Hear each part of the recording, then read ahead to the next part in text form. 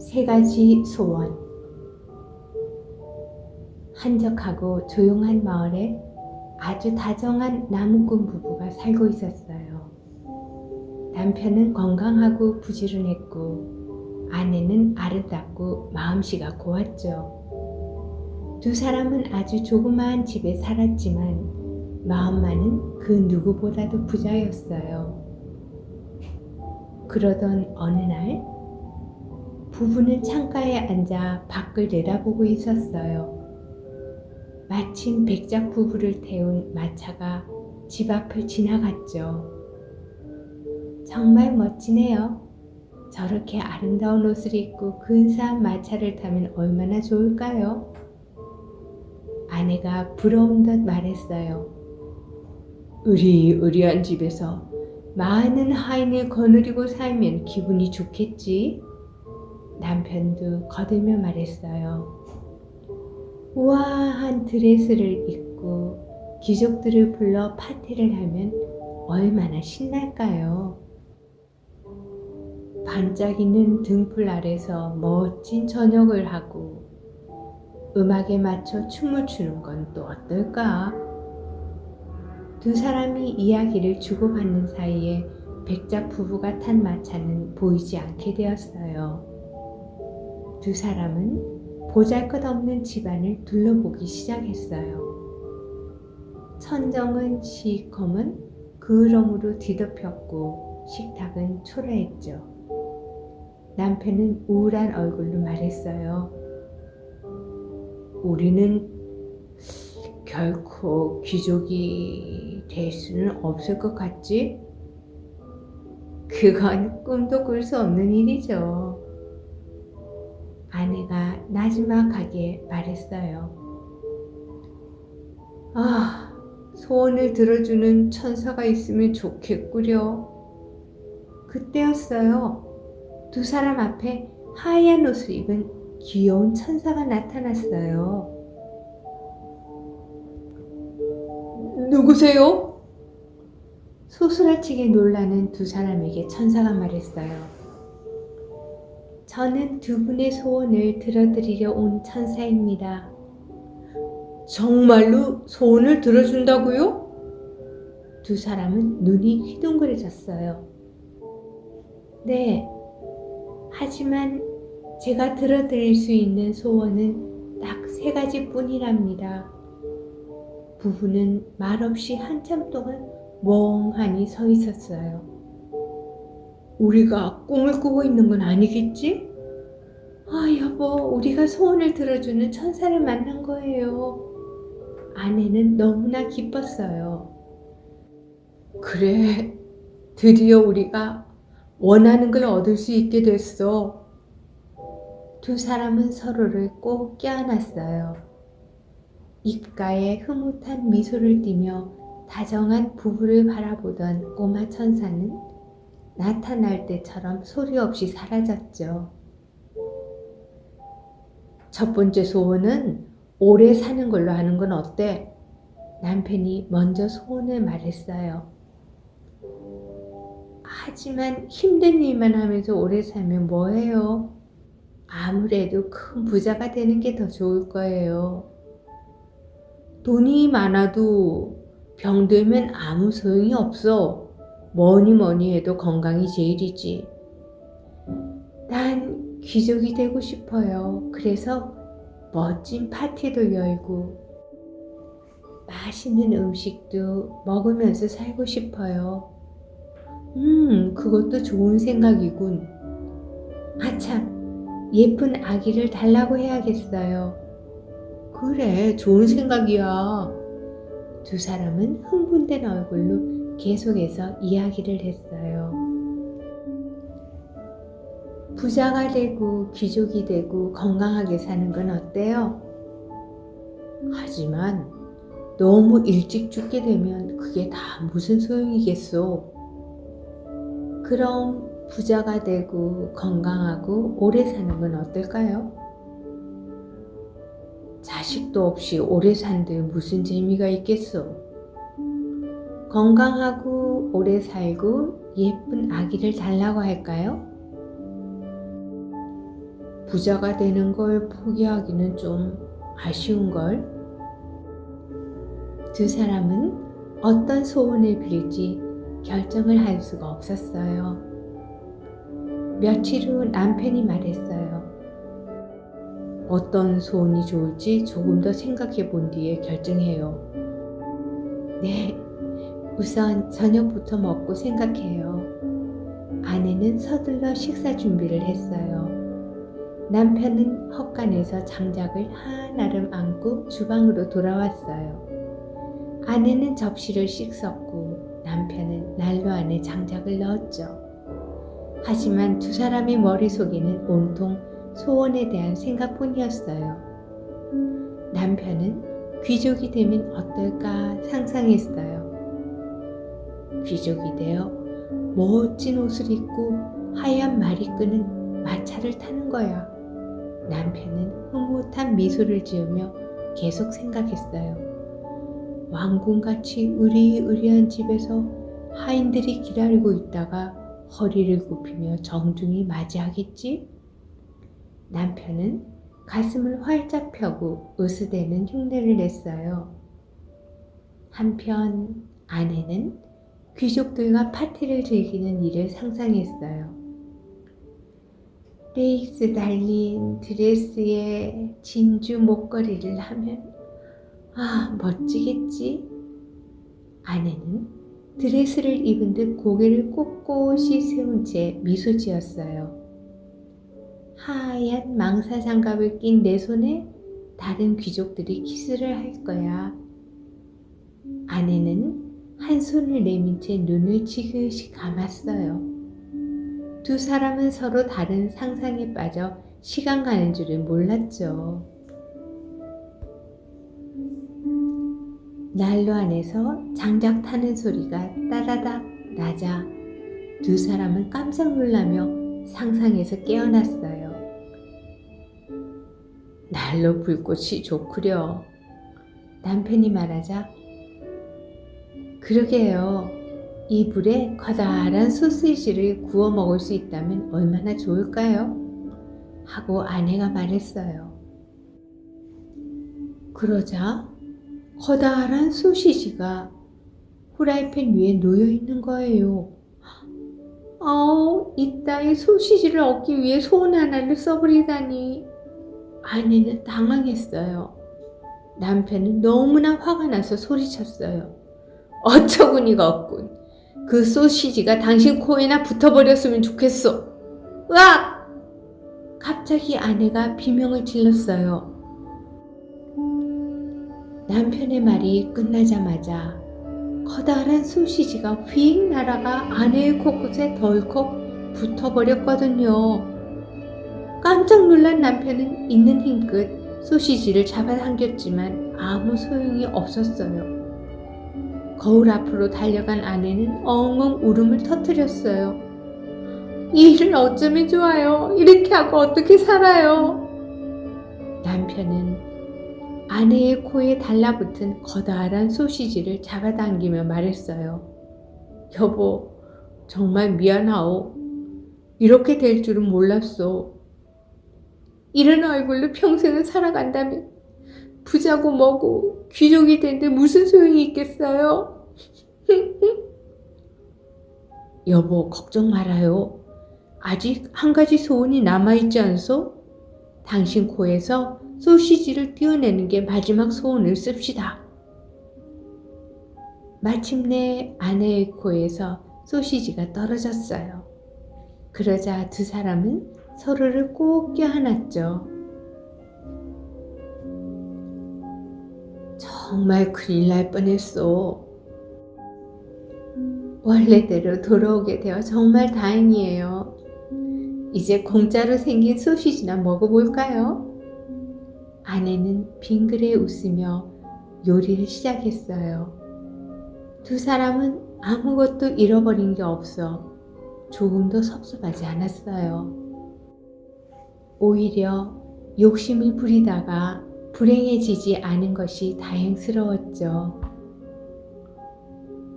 여보, 헛간에는 장작이 가득하고 창고에는 밀가루 포대가 가득해요. 그리고 우리는 서로 사랑하고 있어요.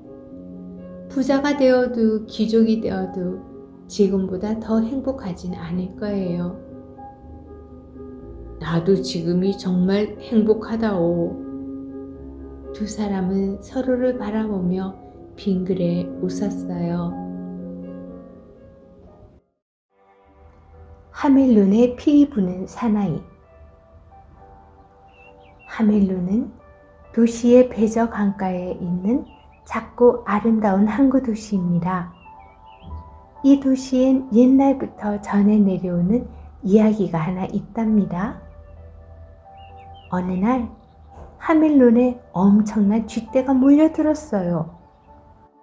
도시는 순식간에 수천 마리의 쥐들로 덮여버렸어요. 그 때문에 사람들은 한바탕 난리를 겪어야 했어요. 쥐들은 잠자는 아기를 물어뜯고 통 속에 들어가 치즈를 훔쳐먹기도 했어요. 생선 그릇을 깨뜨리고 모자 속에 새끼를 낳기도 했어요. 사람들은 쥐약을 놓고 쥐덫도 설치했어요. 하지만 쥐가 줄어들기는커녕 점점 더 많아지고 더욱더 사나워졌어요.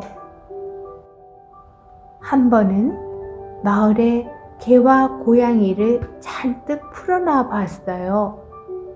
하지만 개들은 도망가고 고양이들은 쥐들에게 물려 죽었어요. 어떻게 하면 쥐들을 없앨 수 있지? 마을 사람들은 아무리 생각해도 좋은 방법이 떠오르지 않았어요. 사람들은 견디다 못해 시청 앞 광장으로 몰려갔어요. 쥐 때문에 더 이상 살 수가 없어요. 도대체 시장은 지금까지 뭘 하고 있는 거예요? 화가 난 사람들이 아우성 쳤어요. 그러자 시장이 투덜댔어요. 나들 어쩌란 말이오. 내가 쥐떼를 몰고 온 것도 아니잖소. 아휴, 차라리 이사나 가버릴걸. 뭐라고요? 그런 무책임한 말이 어딨어요? 사람들은 시장의 말에 더욱 화가 났어요. 그때였어요. 낯선 사나이가 사람들 앞으로 뚜벅뚜벅 다가왔어요. 여러분들은 쥐들을 모두 없애주면 내게 금화 1000냥을 주시겠소? 천냥이나요? 1000냥이라는 말에 시장과 마을 사람들은 깜짝 놀랐어요. 1000냥이면 마을의 텅 빈 창고를 곡식으로 가득 채우고도 남을 만큼 큰 돈이었거든요. 하지만 다른 방법이 없죠. 좋소. 쥐떼를 없애준다면 금화 1000냥을 드리겠소. 낯선 사나이는 피리를 꺼내서 불기 시작했어요. 그러자 쥐들이 찍찍 소리를 내며 거리로 몰려 나왔어요.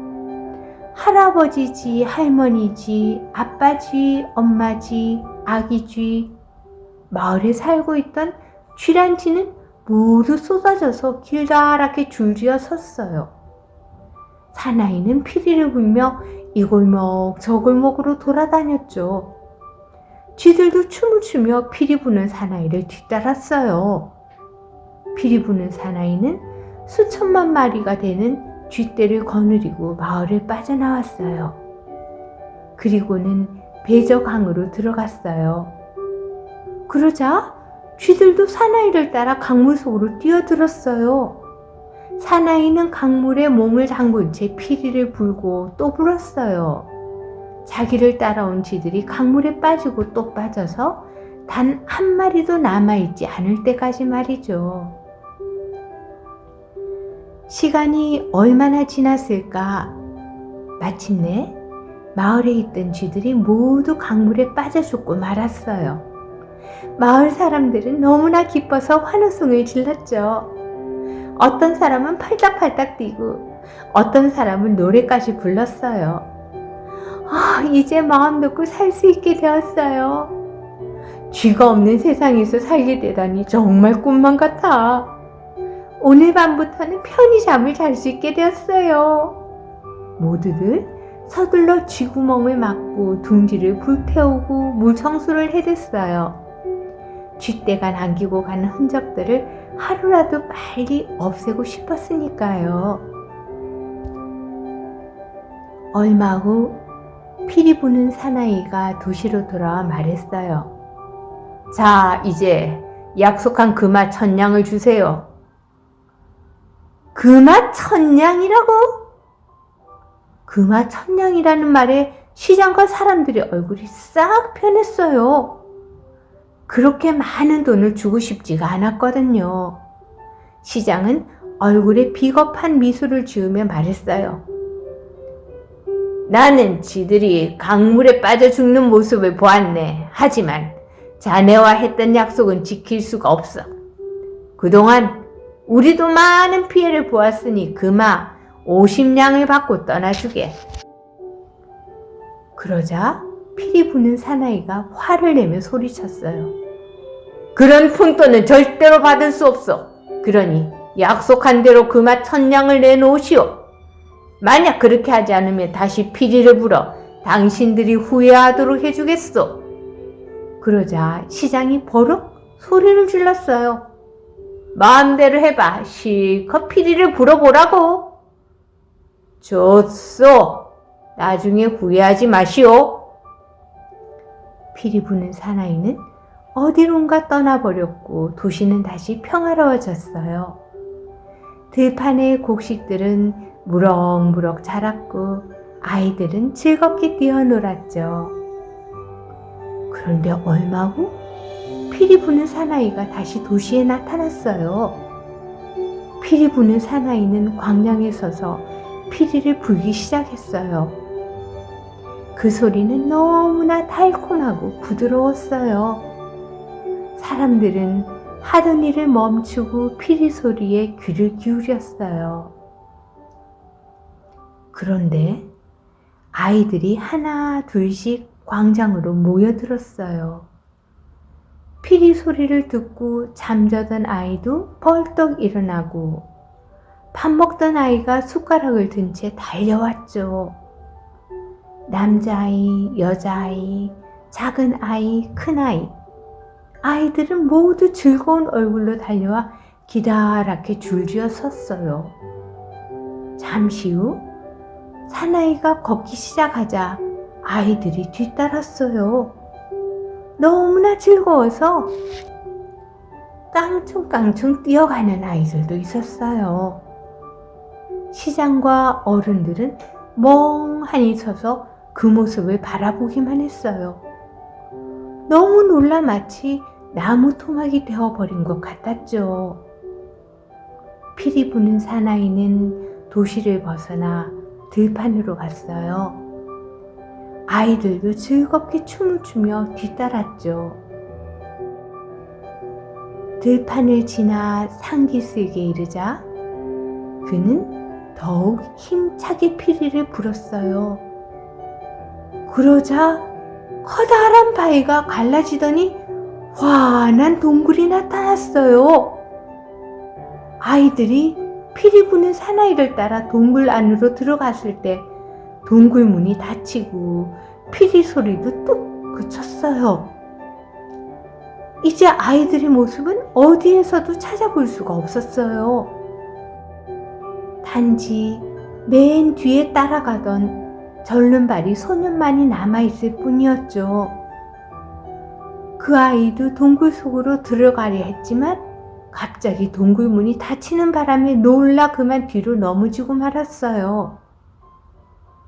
혼자 남겨진 소년은 엉엉 울며 마을로 되돌아왔어요. 피리 부는 사나이가 아이들을 데리고 동굴 안으로 들어갔어요.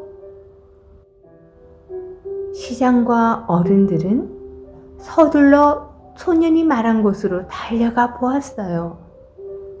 하지만 그곳에는 커다란 바위만이 있을 뿐이었죠.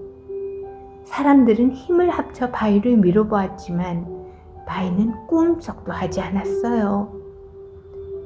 그날 이후 피리 부는 사나이와 아이들의 모습은 보이지 않았답니다. 약속을 지킬 걸 그랬어. 시장과 사람들은 후회했지만 아무 소용없죠. 그 뒤 하멜론 시장은 만나는 사람마다 붙잡고 이렇게 말했답니다. 피리 부는 사나이를 만나면 전해주시오. 아이들을 데려오기만 한다면 금과 은을 달라는 대로 주겠다고 말이오. 하지만 피리 부는 사나이의 소식은 어디서도 들을 수가 없었어요. 지금까지도 피리 부는 사나이가 아이들을 어디로 데리고 사라졌는지 아는 사람은 한 사람도 없답니다. 백조 왕자. 아주 먼 나라 왕궁에 11명의 왕자와 엘리자 공주가 살았어요. 막내인 엘리자는 오빠들의 사랑을 듬뿍 받으며 지냈죠. 그러던 어느 날 어머니인 왕비가 세상을 떠나고 말았어요. 엘리자 공주와 왕자들은 너무너무 슬펐답니다. 얼마 후 왕궁에는 마음씨 고약한 새 왕비가 들어왔어요. 그런데 새 왕비는 마법을 부리는 마녀였어요. 새 왕비는 엘리자 공주와 왕자들을 아주 미워했어요. 어느 날 새 왕비는 왕에게 엘리자 공주의 건강이 나빠졌다고 거짓말을 하고는 시골 농부의 집으로 쫓아냈어요. 15살이 될 때까지 왕궁에 들어오면 안 된다. 그리고 11명의 왕자들에게도 마법을 걸었어요. 너희들은 말 못하는 새가 되어 날아가거라. 왕자들은 11마리의 백조가 되어 어디론가 날아갔어요. 새 왕비는 왕에게 또 거짓말을 했어요. 왕자들이 나쁜 짓을 해서 쫓아냈어요. 어느덧 세월이 흘렀어요. 시골로 간 엘리자는 착하고 아름다운 소녀로 자랐어요. 마침내 15살이 되자 엘리자는 왕궁으로 돌아왔어요. 오빠들은 어디 있는 걸까? 엘리자는 오빠들을 찾아보았지만 왕궁 어디에도 보이지 않았어요. 오빠들이 간 곳을 아는 사람은 아무도 없었어요. 엘리자는 너무나 슬펐어요. 새 왕비는 아름답게 자란 엘리자를 보자 질투가 났어요. 그래서 엘리자의 모욕물 속에 두꺼비를 넣으며 말했어요. 너희들은 엘리자를 못생긴 아이로 만들거라. 하지만 목욕물 속에 들어간 두꺼비들은 장미꽃으로 변했어요. 화가 난 새 왕비는 엘리자의 얼굴에 숯검정을 칠하고 더러운 누더기를 입혀서 왕에게 데려갔어요. 이 흉측한 아이가 자기가 엘리자라고 합니다. 그럴 리가 없어. 거짓말을 한 아이는 당장 내쫓아. 왕은 엘리자를 왕궁 밖으로 내쫓았어요.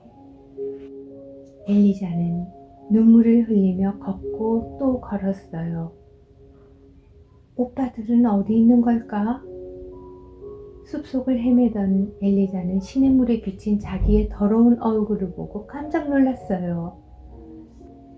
한참 걷던 엘리자는 딸기를 따는 할머니를 만났어요. 할머니, 혹시 11명의 왕자들을 보셨나요? 엘리자가 묻자 할머니가 대답했어요. 왕자들은 못 봤지만 숲이 끝나는 강가에서 왕관을 쓴 11마리의 백조는 보았단다.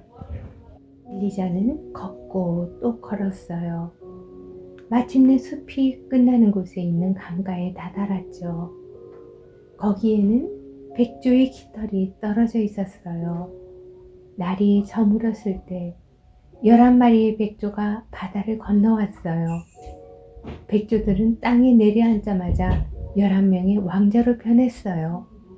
아, 오빠들이었군요. 저예요. 엘리자예요. 오빠들은 엘리자에게 자신들이 백조가 된 일을 얘기해 주었어요. 엘리자는 오빠들의 모습에 눈물을 흘렸어요. 아침이 되자 왕자들은 다시 백조로 변해 날아가 버렸어요. 엘리자는 오빠들을 만나기 위해 해가 지기를 기다렸어요. 저녁이 되자 백조들은 버드나무 줄기를 입에 물고 돌아왔어요. 그물을 만들어 엘리자를 싣고 함께 다녀야겠다.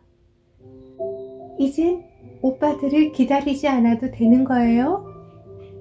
왕자들은 밤새도록 버드나무 줄기로 그물을 짰어요. 다음날 엘리자는 버드나무 그물을 타고 큰 강을 건넜어요. 백조로 변한 오빠들이 그물에 네 기퉁이를 물고 힘차게 날아갔어요.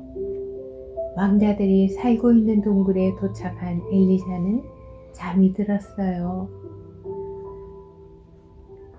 엘리자는 꿈속에 나타난 천사에게 애원을 했어요. 오빠들을 마법에서 풀려나게 할 방법을 가르쳐 주세요. 그건 아주 힘든 일이란다. 오빠들을 구할 수만 있다면 어떤 일이든지 하겠어요. 그렇다면 교회 무덤에 있는 세기풀을 짓 이겨서 실을 만들거라. 오빠들에게 그 실로 만든 옷을 입히면 마법이 풀릴 거야. 천사는 마지막으로 이렇게 당부했어요. 하지만 옷을 다 짤 때까지는 절대로 말을 해서는 안 된다. 만약 말을 하면 오빠들은 영원히 백조로 살게 될 거야. 잠에서 깬 엘리자는 천사의 말대로 오빠들을 위한 옷을 만들기로 했어요. 엘리자는 날마다 교회 무덤에 가서 쇠기풀을 뜯었어요. 가시가 있는 쇠기풀은 손에 닿기만 해도 몹시 따가웠어요. 쇠기풀을 뒤집겨 실을 만드는 동안 엘리자의 고운 손은 상처투성이가 되었어요. 엘리자가 우리를 위해 옷을 짜고 있구나. 왕자들은 엘리자가 가엾어 눈물을 흘렸어요. 이 옷들이 다 만들어지면 옛날처럼 행복하게 살 수 있어. 엘리자는 밤낮으로 열심히 옷을 짰어요. 어느 날 이웃나라 왕이 숲속에 사냥을 나왔어요. 왕은 동굴에서 혼자 옷을 짜고 있는 엘리자를 보았죠. 너는 누구냐? 왜 여기서 혼자 살고 있지? 하지만 엘리자는 대답하지 않았어요. 한마디라도 하면 오빠들이 영원히 백조로 살게 될 테니까요. 왕은 아름다운 엘리자를 궁궐로 데려갔어요. 엘리자에게 깨끗한 방을 내어주며 말했어요. 자, 이 방에서 네가 하고 싶은 일을 하여라. 하지만 절대로 내 허락 없이 밖으로 나가선 안 된다. 엘리자는 그 방에서 말없이 오빠들의 옷을 짰어요. 옷 8벌을 짜고 나니까 쐐기풀이 떨어졌어요. 엘리자는 쐐기풀을 얻기 위해 왕의 명령을 어기고 한밤중에 궁궐을 빠져나왔어요. 마침 그 모습을 본 신하가 왕에게 말했어요. 저 아가씨는 마녀가 분명합니다. 한밤중에 교회 무덤에서 헤매는 것을 보았습니다. 믿을 수가 없구나. 또 그런 일이 있으면 바로 알리거라. 왕은 신하에게 말했어요. 엘리자는 부지런히 오빠들의 옷을 짰어요. 10벌의 옷이 다 되었을 때 쐐기풀이 또 떨어졌어요. 엘리자는 다시 한밤중에 궁궐을 빠져나왔어요. 왕과 신하가 뒤를 뒤쫓는 것도 몰랐어요. 교회 무덤에 가서 쐐기풀을 뜯었어요. 저것 보십시오. 저 아가씨는 마녀가 분명합니다. 신하가 소곤거리며 말했어요. 왕은 곧 마녀를 처형하라는 명령을 내렸어요. 하지만 엘리자는 아니라고 말할 수가 없었어요. 아직 오빠들의 옷을 다 만들지 못했으니까요. 엘리자는 처형대로 가면서도 옷을 짰어요. 마침내 엘리자가 처형되려는 순간 어디선가 11마리의 백조가 날아왔어요. 엘리자는 백조들을 향해 11벌의 옷을 하늘 높이 던졌어요. 백조들은 그 옷을 입자마자 왕자로 변했어요. 다만 막내 오빠는 백조의 한쪽 날개가 그대로 남았어요. 엘리자가 소매 한쪽을 다 만들지 못했기 때문이죠. 나는 마녀가 아니에요. 엘리자는 이 말을 하고는 정신을 잃었어요. 왕자들은 엘리자를 안고 왕에게 갔어요. 엘리자는 이웃나라의 공주이고 우리는 오빠들이랍니다. 오빠들은 엘리자가 말없이 옷을 짜게 된 이유까지 자세히 이야기했어요. 그랬군요. 난 그런 줄도 모르고 오해했어. 모든 사실을 알게 된 왕은 진심으로 사과했어요. 엘리자 공주, 이제 나와 함께 이 성에서 오래오래 행복하게 삽시다. 왕은 엘리자와 결혼식을 올린 후 오랫동안 행복하게 살았답니다.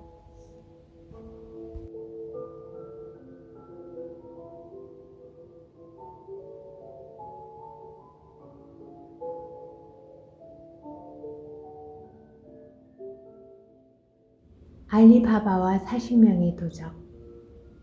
옛날 페르시아에 형제가 살고 있었어요. 형의 이름은 카심이고 동생의 이름은 알리바바였죠. 큰 가게를 하는 카심은 부자였지만 뗄나무를 팔아서 하루하루 사는 알리바바는 가난했어요. 어느 날 알리바바가 산에서 나무를 하고 있을 때였어요. 멀리서 말을 탄 사람들이 산으로 향해 올라오는 게 보였죠. 보따리를 잔뜩 실은 게 좀 이상한걸? 알리바바는 재빨리 큰 나무 위로 올라가 몸을 숨겼어요. 사람들은 모두 커다란 바위 앞에서 멈춰섰어요. 자, 어서 물건들을 옮기자. 그들은 바로 커다란 칼을 지닌 40명의 도적들이었어요. 잠시 뒤 두목의 소리로 외쳤어요. 그러자 신기한 일이 벌어졌죠. 집채만한 바위가 과르르 하고 움직이더니 도둑들이 동굴 안으로 들어가자 바위 문은 스스로 닫혔어요.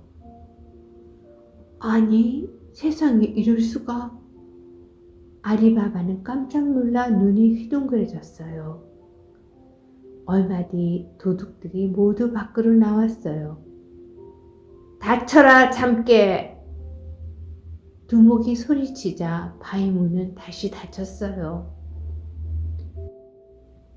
40명의 도적들은 말을 타고 바람처럼 사라져 버렸어요. 아, 이곳이 훔친 물건을 감춰두는 곳인가 보네. 어디, 나도 한번 해볼까? 열려라 참깨! 알리바바는 바위 앞에 서서 두목이 했던 것처럼 소리쳤어요. 그러자 또다시 바위가 문처럼 스르르 열렸어요. 동굴 안에는 온갖 금은 보화가 가득 쌓여 있었어요. 알리바바는 금알을 자루에 가득 담아 집으로 돌아왔어요. 알리바바의 아내는 금알을 보고 깜짝 놀라며 물었어요. 여보, 꿈은 아니겠죠? 도대체 이게 모두 얼마예요? 글쎄, 이 많은 금알을 하나하나 셀 수도 없으니 형님 댁에서 되를 빌려와야겠어. 알리바바의 아내는 형 카심의 집으로 가서 되를 빌렸어요. 이상해. 가난한 집에서 무엇 때문에 되가 필요할까? 카심의 아내는 되 밑바닥에 몰래 꿀을 바른 뒤에 빌려주었어요. 얼마 후 되를 되돌려 받은 카심의 아내는 깜짝 놀랐어요. 되 밑바닥에 금화가 한 입 붙어 있었거든요. 이 말을 들은 카심은 알리바바의 집으로 달려갔어요. 알리바바, 도대체 어디서 금화가 난 거지? 알리바바는 금화를 얻게 된 이야기를 형에게 들려주었어요. 다음날 카심은 알리바바가 알려준 바위를 찾아갔어요. 카심은 바위 앞에 서서 큰 소리로 외쳤어요. 열려라 참깨! 그러자 바위가 스르르 열렸어요. 카심은 얼른 동굴 속에 들어가 금화를 주워 담았어요. 카심이 금화 자루를 메고 밖으로 나가려고 할 때였어요. 카심은 바위 문을 여는 주문이 통 생각나지 않았어요. 열려라 보리, 열려라 콩? 닥치는 대로 곡식 이름을 불렀지만 바위 문은 꿈쩍도 하지 않았어요. 큰일 났네. 어서 밖으로 나가야 할 텐데. 그때였어요. 밖에서 발말굽 소리가 나더니 사람들의 이야기 소리가 들렸어요. 잠시 후 바위 문이 열리고 도둑들이 들어왔어요.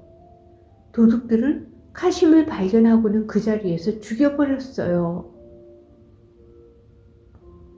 며칠이 지나도 카심이 돌아오지 않자 알리바바는 동굴로 가보았어요. 그곳에서 알리바바는 죽은 형을 발견했죠. 아이고 형님. 알리바바는 카심의 시체를 가져와 병으로 죽은 것처럼 꾸며서 장례를 치렀어요. 그래야만 나중에 도둑들에게 의심을 받지 않을 테니까요. 한편 도둑들은 시체가 없어진 것을 알게 되었어요. 누군가 또 다른 놈이 있다. 반드시 찾아서 없애버려야 한다. 도둑들은 알리바바를 찾으려고 온 마을을 뒤졌어요. 며칠 후 도둑 한 명이 알리바바의 집을 찾아낸 후 대문에 가위표를 해놓고 돌아갔어요. 그 사이 알리바바의 하녀 모르지아나는 시장에 다녀오다가 대문에 가위표가 그려진 것을 보았어요. 이상하다. 이게 무슨 표시지? 왜 우리 집에만 있는 걸까? 영리한 모르지아나는 집집마다 가위표를 했어요. 저녁이 되어 알리바바를 잡으러 온 도둑들은 깜짝 놀랐어요. 오? 분명히 한 집에만 표시해 두었는데? 여기저기에 가위표가 되어 있어 도무지 어떤 집인지 알 수가 없었어요. 도둑들은 하는 수 없이 그냥 돌아갔죠. 일이 잘못된 걸 안 두목은 머리끝까지 화가 났어요. 두목은 직접 알리바바의 집을 알아놓은 뒤 기름 장수로 변장했어요. 그리고 당나귀 등에 기름 항아리를 잔뜩 실었죠. 하지만 기름이 든 항아리는 겨우 한 개뿐이고 다른 항아리에는 도둑들이 숨어 있었어요. 두목은 알리바바의 집 문을 두드렸어요. 먼 곳에서 기름을 팔러 온 사람입니다. 하룻밤만 묵어가게 해주세요. 아무것도 모르는 알리바바는 그렇게 하라고 했죠. 밤이 되자 모르지아나가 램프에 넣을 기름을 가지러 마당으로 나갔을 때였어요. 두목님, 이제 나가도 되나요? 기름 항아리 안에서 사람 소리가 들렸어요. 모든 걸 눈치챈 모르지아나는 두목의 목소리를 흉내내며 말했어요. 아직은 안 돼. 좀 더 기다려. 모르지아나는 부엌으로 들어가 펄펄 끓는 기름을 가져왔어요. 그리고는 도둑들이 숨어있는 항아리에 부었죠. 도둑들은 아무 소리도 못 내고 죽고 말았어요. 밤이 되자 두목은 사람들 몰래 밖으로 나왔는데 이번에도 잘못되었다는 걸 알게 되었죠. 그래서 조심조심 알리바바의 집을 빠져나갔어요. 며칠 후 두목은 옷감 장수로 변장을 해서 알리바바의 집을 찾아왔어요. 아무것도 눈치채지 못한 알리바바는 부인과 함께 두목을 대접했죠. 하지만 모르지니아는 그가 도둑의 두목인 것을 알고 있었어요. 이번엔 옥감장수로 변장을 하고 왔네. 주인님이 위험해. 모르지아나는 예쁜 옷으로 갈아입고 두목에게 다가와 말했어요. 제가 손님을 위해서 칼춤을 추겠어요. 두목은 넋을 잃은 채 모르지아나의 칼춤을 구경했어요. 그때 갑자기 모르지아나가 칼로 두목을 겨누며 말했어요. 주인님, 이 사람은 옥감장수가 아니라 도둑의 두목이에요. 뭐? 그게 정말이냐? 깜짝 놀란 알리바바는 두목의 옷 속에서 2개의 칼을 찾아냈어요. 모르지아나, 정말 고맙구나. 네가 우리들의 목숨을 구해줬어. 알리바바는 지혜로운 모르지아나가 너무나 고마웠어요. 그리고는 며칠 뒤 도둑의 두목은 죽고 모르지아나는 카심의 아들과 결혼을 했어요. 알리바바는 사람들과 함께 보물이 숨겨진 산으로 갔어요. 그리고 바위문 앞에 서서 외쳤죠. 열려라 참깨!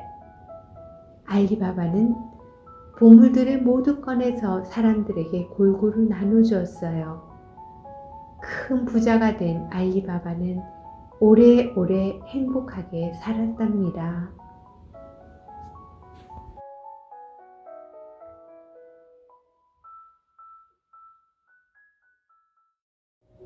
헨젤과 그레텔. 어느 숲속에 헨젤과 그레텔 남매가 살았어요. 나무꾼인 아버지는 항상 일하셨지만 늘 가난했어요. 아휴, 빵 살 돈도 없으니 아이들에게 뭘 먹이나. 시름에 잠긴 아버지를 보고 새엄마는 나쁜 생각을 했어요. 늦은 밤 새엄마가 아버지에게 말했어요. 내일 아이들을 산속에 두고 오는 게 어때요? 뭐라고? 아이들을 버리자고? 먹을 것도 없는데 같이 있으면 우리 4식구 모두 굶어 죽어요. 새엄마는 아버지를 계속해서 괴롭혔어요. 아이들은 누군가 데려다 키울 수도 있잖아요. 아버지는 아무 말도 할 수 없었어요. 배가 고파 잠들지 못했던 헨젤과 그레텔은 새엄마의 말을 모두 듣고 말았죠. 오빠, 어떡해. 너무 무서워. 그레텔이 무서움을 떨며 속삭였어요. 걱정 마, 그레텔. 오빠가 있잖아. 그때 창밖을 보며 궁리를 하던 헨젤은 마당에서 반짝이는 조약돌을 발견했어요. 헨젤은 살금살금 밖으로 나가 주머니에 조약돌을 담았죠. 아침이 되자 새엄마가 아이들을 깨웠어요. 어서 일어나거라. 오늘은 나무를 하러 가자. 그레텔은 어젯밤 일이 생각나 무서웠어요. 걱정 마. 내게 좋은 생각이 있어.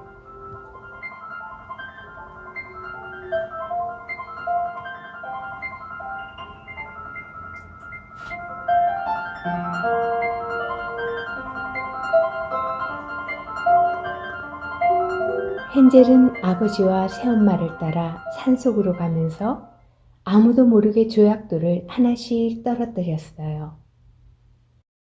깊은 산속에 이르자 새엄마가 말했어요. 여기서 놀고 있거라. 아버지와 나는 나무를 해올 테니. 헨젤과 그레텔은 날이 어두워질 때까지 기다렸어요. 오빠, 정말 우릴 버린 걸까? 이젠 어떡해? 날이 어두워지자 그레텔은 울상이 되었어요. 달이 뜰 때까지 조금만 기다려. 헨젤은 그레텔을 안심시키며 말했어요. 어둠이 짙어지자 어느새 달이 떠올랐어요. 그레텔, 저기 봐. 이제 됐어. 헨젤이 기쁜 얼굴로 소리치며 뭔가를 가리켰어요. 거기엔 하얀 조약돌이 달빛을 받아 반짝이고 있었어요. 조약돌을 따라가면 집에 갈 수 있어. 헨젤과 그레텔은 조약돌을 따라 걷기 시작했어요. 새벽이 되었어야 숲을 빠져나온 아이들은 무사히 집으로 돌아올 수 있었어요. 아이들이 돌아오자 아버지와 새엄마는 깜짝 놀랐어요. 길 잃어버린 줄 알았는데 어떻게 집을 찾았니? 오빠가 떨어뜨려 놓은 조약돌을 따라왔어요. 그레텔이 자랑스럽게 말하자 새엄마는 아이들을 다시 산속에 두고 올 생각을 했죠. 너를 절대 못 주워가게 해야지. 새엄마는 아이들을 안심시키기 위해 한동안 잘해주는 척했어요. 며칠 뒤 새엄마는 상냥한 목소리로 아이들을 깨웠어요. 나무를 하러 갈 거란다. 어서 일어나렴. 잠이 덜 깬 그레텔이 걱정스럽게 말했어요. 오빠, 어떡하지? 걱정 마. 방법이 있을 거야.